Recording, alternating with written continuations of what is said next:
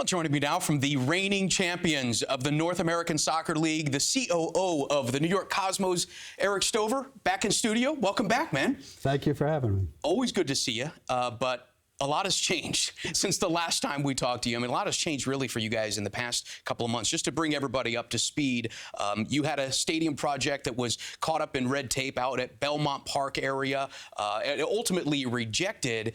And now we're hearing rumors that the New York Islanders are using a very similar project at the exact same location. Do you feel that maybe your vision has turned into a blueprint for another team?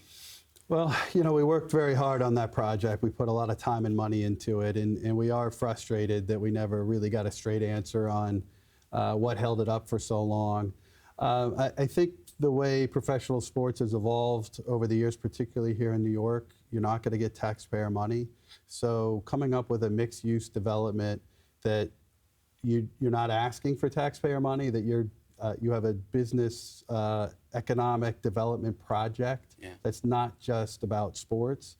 So, you know, that's a vision that we think would have worked for us. And what happens at Belmont in the future, you know, I don't know. There's a lot of rumors right now, but you know, for us, we wouldn't totally rule that out for the future either.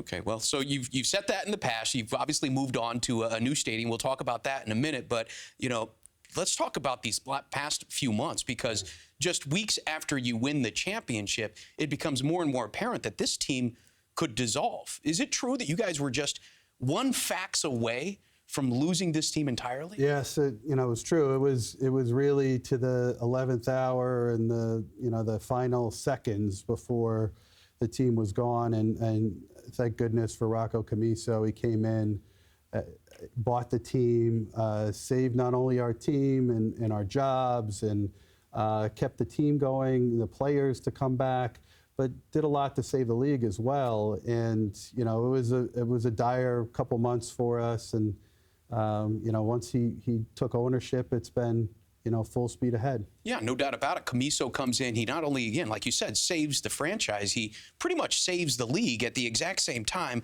And I think it all centered around the logo, the brand, the New York Cosmos. You know, we here in New York, we love our tradition, and there is no logo that is more iconic with regards to soccer in New York than the Cosmos. Right. Is that why this brand, this franchise, was worth saving? Yeah, it's not. I hear the logo a lot, and I get what you're saying. That is probably the symbol of it, but it's really the emotion behind it. A lot of effort was put to build this club from the early 70s, and it wasn't easy. Pelé came in, and if people really remember back, it wasn't an immediate success. It wasn't 70,000 people at Giant Stadium overnight. It took a lot of work with a lot of people putting heart and soul into it and passion. And, you know, it really brought the New York together at a rough time. Late 70s, there was a lot going on in this city. And the Cosmos were a club that sort of brought everybody together, Brazilians and Italians. You bring Pele in, you're going to get some attention. Right. Right, and Canalia and Beckenbauer and Carlos Alberto was a great, great club. So for us, in bringing the club back, we've always carried that legacy close to our heart. And so when we went through the tough time, and again, thank goodness for Rocco, because he carried that with him too as a fan, right, as a lover of soccer and a lover of this club. He didn't want to see it die again. So I think it's more the passion of this club than it is a logo. But the logo, at the very least, is the representation. Sure. But one of the things that I found really interesting in his demands was to, number one, stay in the NASL, and to, number two, you know, keep this in what is ultimately like a second-tier level program. Right. Why was it important to stay at that level? Well, we have to have a foundation. We have to have a league to play in. We have to have a league that can grow. And if the league's sliding backwards for one reason or another, that's going to make it harder to get investors. It's going to make it harder to grow. So a rising tide kind of a mentality. Yeah, of course. But you know, we as a league went through a rough time. It wasn't just the Cosmos. So it was very prudent on his part to, you know, he wants to save the club, but he realized the league was in jeopardy too, and it was incumbent on U.S. Soccer to do what they needed to do to save both the club and the league. All right, so obviously you needed to find a new home. You weren't going to be staying in Hofstra. The deal at Belmont obviously fell through, but enter in the Brooklyn Cyclones and MCU Park. How did this all come together when you had so many balls in the air, so many plates spinning at the exact same time? Yeah, we were lucky in that we had started the conversation with Brooklyn and Coney Island and MCU Park in September of last year, really actually going back to 2015. We were kicking around ideas, how could we move there? And luckily we found this field solution that makes it easier for us to go from baseball to soccer, and it looks like a proper soccer field. It looks great on TV. The ball plays well. It plays well for the sport. Our players like it, so we can switch. Yeah, well, I mean, that's really an important element because we have seen, obviously, at Yankee Stadium, the Yankees and NYCFC share the field, but they also have a grounds crew that can handle that shared identity, if you will. You guys found another solution in transporting a field, and that just makes it easier for everybody, right?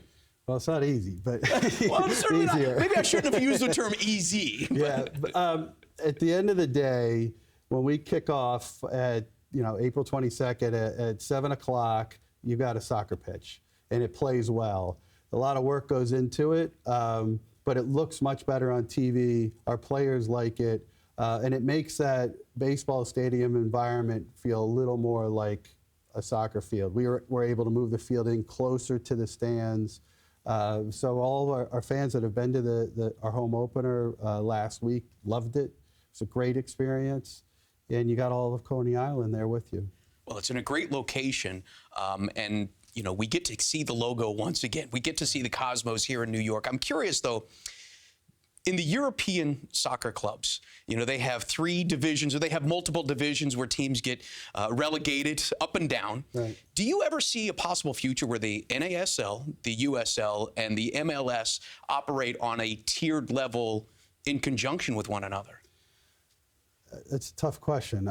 I would love to see it. I think we're years off. As a soccer fan, I believe in it.